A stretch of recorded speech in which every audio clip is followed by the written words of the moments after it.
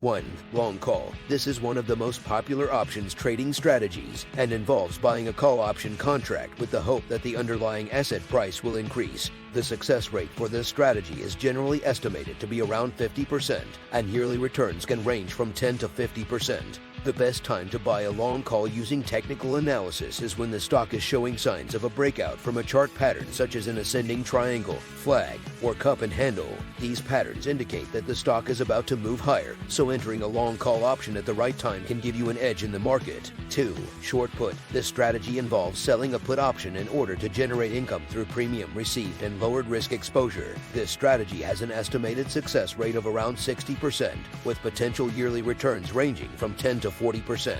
3. Straddle strategy. The straddle options trading strategy involves buying both a call and put option on the same underlying asset on the same day. The aim here is to capitalize on large market movements without predicting direction and has an estimated success rate of around 30%. However, if executed correctly, it can yield yearly returns of up to 300%.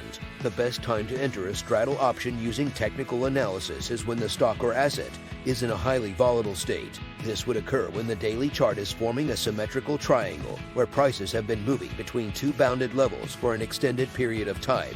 By entering the straddle position during this period, you take advantage of the potential for big moves once price breaks out. 4. Covered call. Covered calls are similar to short puts in that they involve selling an option.